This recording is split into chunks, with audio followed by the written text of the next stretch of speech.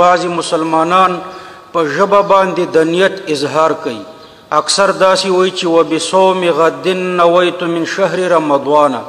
همدارنګه د لمانځه دپاره په ژبه باندې د نیت اظهار کوي.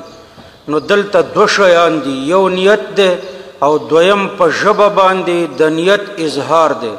په نیت کې خو اختلاف نشته چې نیت د زړه ارادې ته وایي او په دې کې السلام علیکم ورحمت الله. محترم ورونو، د ګاډري یو کلیپ چې هغه کې هغه دا خبره کړې ده چې تلفظ د نیت دا جایز دی. تلفظ د نیت څه مطلب؟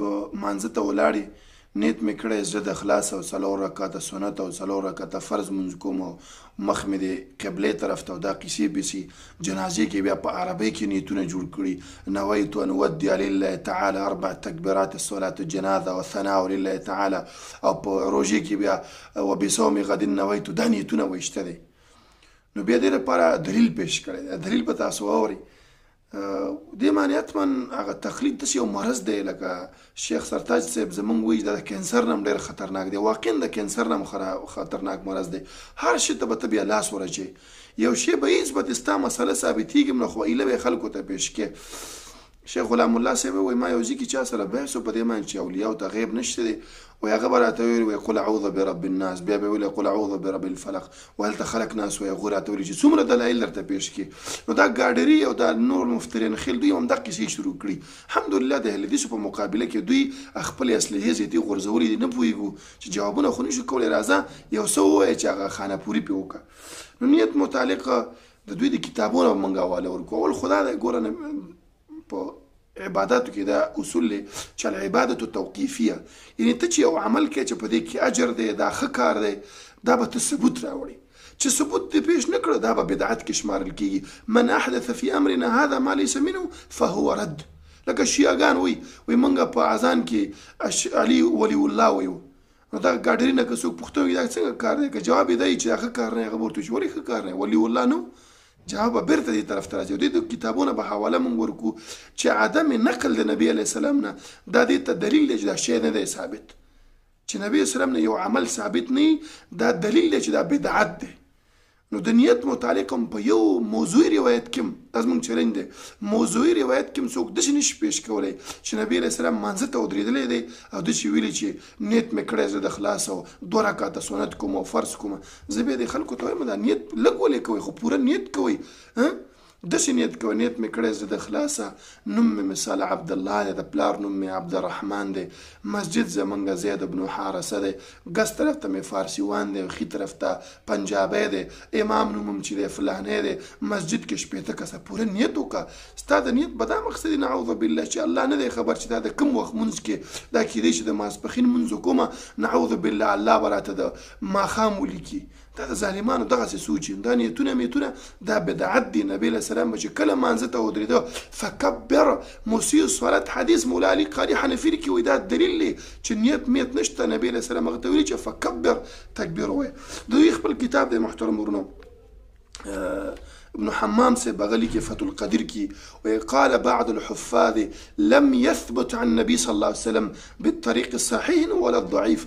والنبي صلى الله عليه وسلم نه په صحیح طریقه نه په ضعیفه طریقه چې انه كان يقول عند الافتتاح اصلي كذا چې دومره منځ کوم، ولا عن احد من الصحابه، نه د صحابه نه دا ثابت دی، والتابعين نه د تابعین، بل منقول انه كان صلى الله عليه وسلم اذا قام الى الصلاه كبر غب التكبير ویلي. وهذه بدعه، ودا نیتونه په خوله باندې ویل لا بدعت دی. فتح القدیر کې ابن الحمام صاحب په 2م جلد هما صفحه کې لیکلي. خپل کتابونه خو ومنئ که نه، د الله بندګانو چې زمونږ نه منئ خپل کتابونه ومنئ.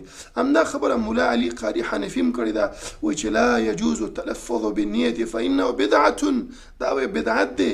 والمتابعة كما تكون في الفعل، لکه څنګه چې په فعل کې مطابقت دي، وفي الترک ايضا دغسې په ترک کې نبي صلی چې یو کار ترک کړی دا به خپله عبادت دي. نو محترم ورونو دا نیتونه میتونه دا په خوله باندې ویل نشته، دا بدعت دی، دا ثابت نه دی، دا د ځان نه جوړ شوی یو دین دی چې مولیانو په قرآن او حدیث کې دا ور داخل کړی دی. محترم ورونو ګاډري صاحب یو ښایسته ناشنا دلیل پیش کړم. دغه حدیث 15 ځلې ویلی دی. و نبی علیه السلام یو ورځ راجګ شو او کور کې ویلی چې هل عندکم شیء ای تاسو سره یو شی شته سهار راپاڅېد او کور کې پوښتنه وکړه څه شته د خوراک فقلنا وعشرنا فرمایي چې موږ ورته وایو چې نه څه خو نشته وایي نبي علیه السلام ویلي فاني اذا صائم نو زه روژه یم وایي نیت یې په خوله باندې ویلي او ګاډري صاحب عربي معنی خو نه پوهېږي ابوکا اباکا اسماء سته مکبره خو دې نه دی زده الله بنده چېرته لاړ شه چا سره نحو میر میزان صرف دا ولوله دلته نبي علیه السلام د خلکو نه پوښتنه کوي خوراک څه شته دی کور کې ورته وایي څه نشته دی وایي زه څه دی څه نشته غم مه کوئ زما د خوراک غم مه کوئ بس زه روژه شوم دې داسې مثال دی یو کس چا کره لاړ شي هغه وایي چې ورېږه موږ روټۍ بندوبست وکړو هغه وایي څه بندوبست مه کوئ موږ روژه نیولې ده یا موږ ماړه یو دا نیت نه دی وګاډري هغوی ته خبر ورکوي چې د خوراک بندوبست ونه کوي ګوره کور کې نبي علیه السلام خبر ورکوي چې زه روژه شوم نو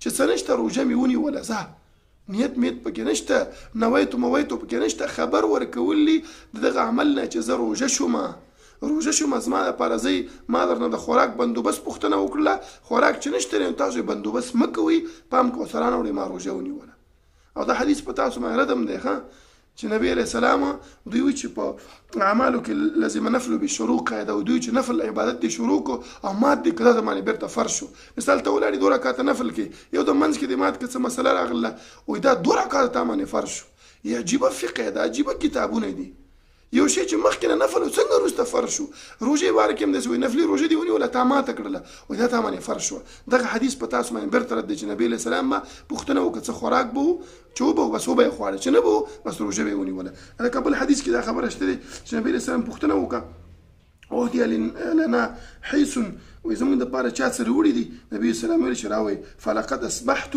صائما فاکله روژه مې نیولې وه خو اوس یې خورم ګوره زموږ د مخکیني حدیث دا تایید کوي چې که څه شته راوړه او که څه نه خورم بندوبست مه کوئ دې کې د نیت میت کیسه نشته نو ګاډري صاحب نیتونه میتونه پرېږده نو موږ به ستا د کوم شي غم کوو وایي پرتوګ دې سوړې راوړ چې هر سوړې ګنډو ژړا راځي نه ستا د عقیدې غم وکړو د اعمالو غم وکړو د دروغ غم دې وکړو چې شي غم مو وکړو